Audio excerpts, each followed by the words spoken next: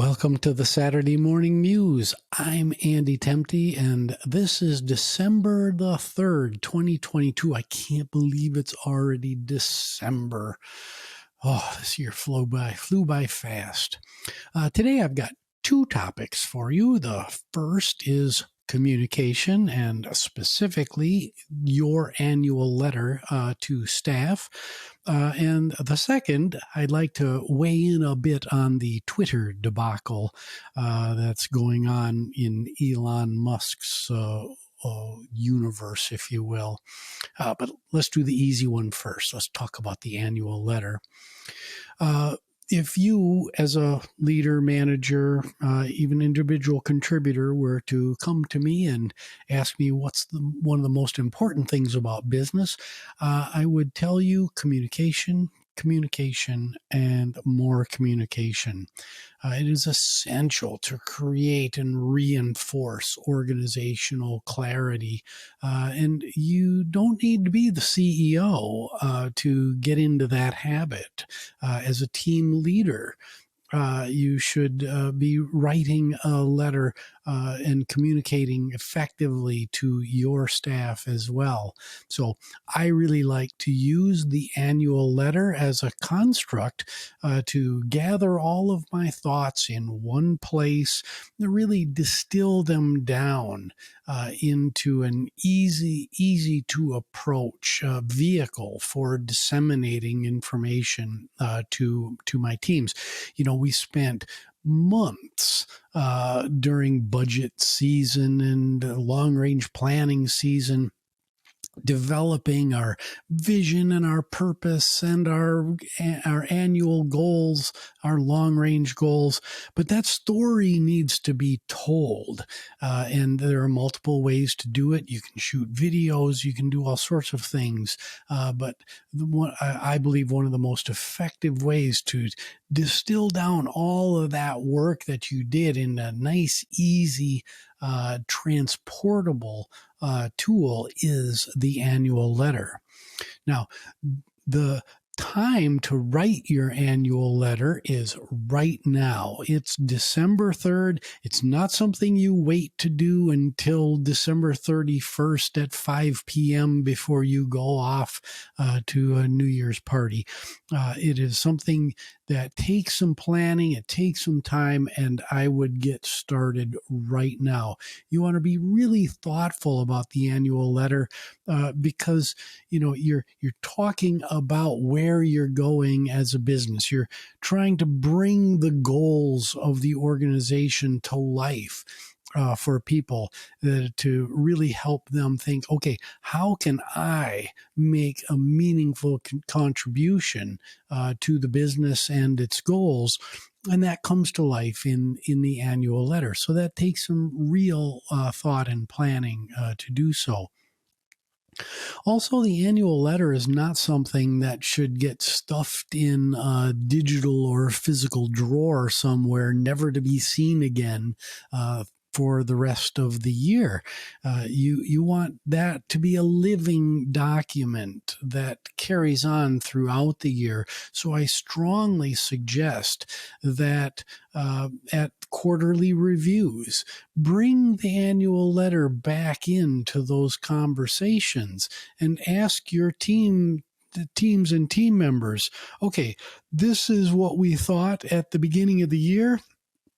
How are we doing progress-wise against those goals? Where did we miss? Where did we really knock the cover off the ball? And again, bringing that annual letter back into the forefront and using it as really a conversation starter with teams can be really, really effective.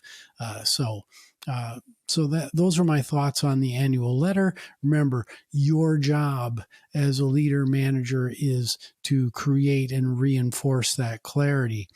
as an individual contributor, it's also great to write your own story, your own letter. What are your goals? What are your aspirations for the year, and how does that fit with the goals of the team, with the goals of the overarching organization, and frankly, your personal goals as a human being that wants to learn and grow. So that's the annual letter. Next, let's talk about Twitter. What's happening over at Twitter is just fascinating. It's also deeply disturbing on many levels. Mr. Musk ostensibly purchased Twitter to quote unquote protect free speech. But I don't want to talk about that necessarily. We'll kind of circle back to that at the end. What I want to talk about first is what not to do as a leader or as a manager. The purchase of Twitter will become business school case studies that will be written for decades to come. And especially leadership case studies. This is a case study in what not to do. Should you have fights with colleagues and both current and former coworkers out in the open through tweets? Absolutely not. Should you make people decisions in the same way that has played out in the public sphere, how both teams and individuals were terminated? That is also a lesson in what not to do. So if you want some great leadership lessons, do the opposite of what is happening at Twitter. I can only imagine the stress and pressure that both current and former Twitter team members are under right now. Yes, I know he wants to run this quote unquote hardcore organization, but that does not generate or support a healthy, trust-based and accountability-based environment. I can just imagine all of the things that are going on behind the scenes, all the hiding and the obfuscation, and we don't want this to come out in the open or anybody to know what we're doing over here for fear that we're going to be found out. It is that word fear that I'd like to stress the most today. Do not run your organization based upon fear. Now, the last thing I want to say about that is we talked about circling back to free speech. One of the questions is, should free speech be something that we do within corporations? Should we be able to say whatever we want, whenever we want, irrespective of how it's going to impact other teams, other team members? And the answer to that, from my perspective, and most folks in management, leadership, and business, would be an emphatic no. You do not want quote unquote free speech running amok in your organization. If I don't come to the table with a solution, then I'm not part of that solution.